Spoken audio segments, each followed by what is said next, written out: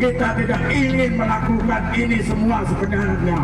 Namun 5 Juni 2024 lalu, ribuan pekerja Kusuma Group menggelar unjuk rasa di depan kantor Bupati Karanganyar. Mereka menuntut hak-haknya dipenuhi oleh perusahaan sebab gajinya tidak dibayar sejak April 2024. Pabrik tekstil yang juga tumbang di tahun 2024 adalah Kusuma Group.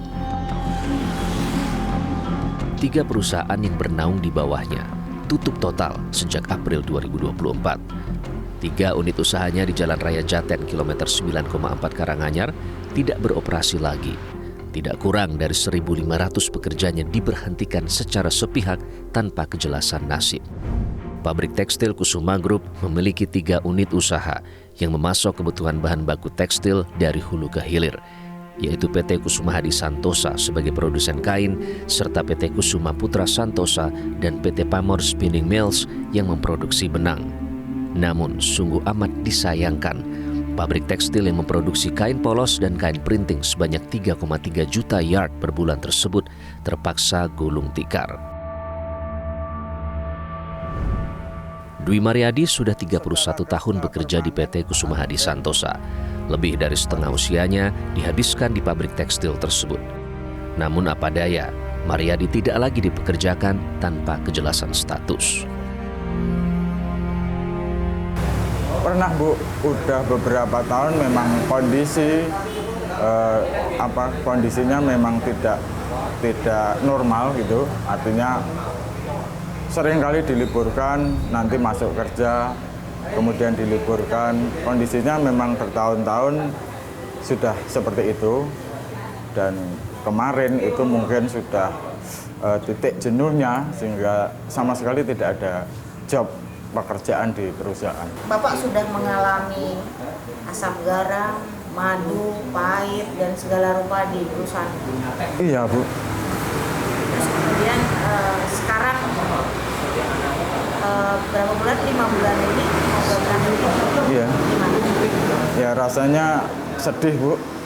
Kondisinya kayak semacam ini, pekerjaan belum punya lagi. Karena statusnya kan saya juga masih karyawan, sementara gaji juga belum dibayarkan.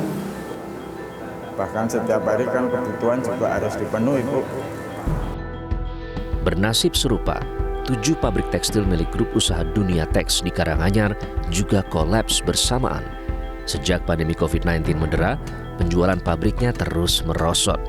Grup Dunia Teks yang dulu berjaya, kini tak lagi berdaya. Sedikit berbeda nasib dengan saudara tuanya, PT Delta Merlin II juga sudah kembang kempis.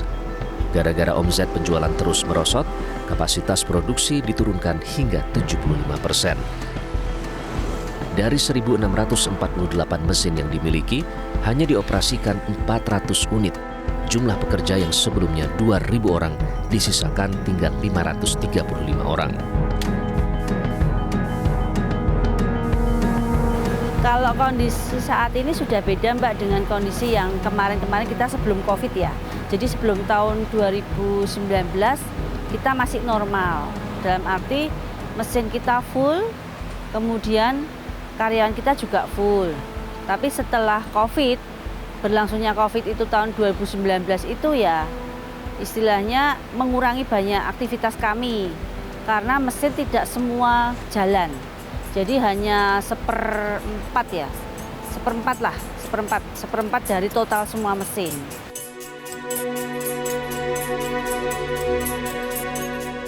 Produksi kain yang dulunya mencapai 130.000 meter per hari susut jauh 30.000 meter per hari. Pengurangan itu PHK atau bagaimana? PHK berarti ya? Kalau pengurangan itu sebenarnya kami pendekatan persuasif sama karyawan. Jadi kalau memang kondisinya seperti ini nanti masuknya tidak full bagaimana kita tawarkan. Tapi ada yang mau, ada yang tidak juga. Kalau tidak ya berarti dia langsung pada resign. Ketua DPD KSPN Karanganyar yang ditemui Realitas Juni tahun lalu menyebut 3.500-an anggotanya di pabrik tekstil telah di-PHK dan dirumahkan. Delta Merlin 1 ini dari 867 ini PHK semua, tutup ini pabriknya ini. Kemudian Delta Merlin 2. Delta Merlin 2 ini dari 1.524 sekarang tinggal tersisa 400-an orang. Kemudian untuk PT Kusuma di Santoso, Kusuma Putra Santoso, kemudian PT Pamor Spinning Mill ini nasibnya belum jelas dari bulan Maret, April, Mei, Juni, Juli, bahkan masuk Agustus ini belum menerima gaji. Mana Kusuma Hadi, Kusuma Putra, dan PT Pamor Spinning Mill. Ini satu grup? Ini satu grup ini. Satu grup. Ini belum menerima gaji dari bulan Maret sampai dengan sekarang. Off terakhir bekerja itu tanggal 20 April. Sejak 21 April sampai sekarang tidak ada produksi sama sekali. Tidak masuk, tiga-tiganya tidak masuk. Jumlah 11.000 ini atau yang tadi yang terdampak berapa Pak? Yang terdampak itu sekitar 3.500 orang. Itu berapa persen ya dari total anggota FKSPN? Yang di Jawa Tengah. Jawa Tengah itu ada sekitar mungkin 20-an ribu, berarti 3.000 sekitar 30% terdampak. Asosiasi Pertekstilan Jawa Tengah menyebut rontoknya industri tekstil di Provinsi Jawa Tengah menjadi kode merah penanda bahaya. Sebab Provinsi Jawa Tengah adalah barometer industri tekstil nasional. Efek terasa terdampak beratnya di mana kami sudah tidak bisa bertahan lagi itu mulai terasa di awal Januari 2024. Nah itu mulai terasa memang berat.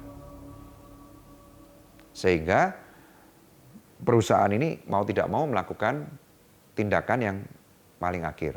Karena sebetulnya kalau bicara kapan perusahaan ini merugi, sudah sejak tahun lalu. Tapi kan semua orang berharap bahwa ya kurvanya ini kita berharap ada bottom pitnya gitu. Jadi ada dasarnya kan kita berharap bisa bounce back. Nah, tapi ternyata sudah sampai habis, tabungan kita juga sebagai perusahaan juga habis mungkin. Sudah nggak bisa bertahan, kerugian ini sudah nggak bisa kita tanggulangi lagi, ya terpaksa kita tempuh penutupan. Kalau pabrik tekstil yang biaya operasionalnya lebih murah di Jawa Tengah saja sudah tidak kuasa menahan gempuran gelombang gulung tikar, apalagi di provinsi lainnya. Sudah pasti alamat babak belur. Industri tekstil kita ini adalah industri penyerap tenaga kerja terbesar. Dari sisi manufaktur, kita ini menyerap tenaga kerja terbesar. Jadi kalau angka secara kita lakukan pooling kemarin, kurang lebih angkanya sekitar 7,5 juta jiwa. Jadi ada 7.500.000 orang yang mengantungkan hidupnya dari industri ini. Tumbangnya raksasa Sritex jelas menjadi pukulan telak industri tekstil nasional. Namun pemerintah tidak semestinya pandang bulu, menyelamatkan pabrik-pabrik tekstil dalam negeri yang kini berada di ambang jurang kehancuran. Kalau kita berbicara tentang gejala, tim realitas pernah menelusuri gelombang kejatuhan pabrik tekstil di Jawa Tengah pada pertengahan tahun 2024. Seperti efek domino, satu persatu pabrik tekstil tutup operasi. Gelombang PHK terus terjadi, menyisakan pilu bagi ribuan karyawannya. Namun ternyata alarm penanda bahaya ini tidak disambut langsung oleh pengambil kebijakan di pemerintahan. Respon pun datang terlambat. Industri tekstil dan produk tekstil yang merupakan penyumbang kedua pendapatan ekspor terbesar di negeri ini setelah migas, kini berada di ambang kematian.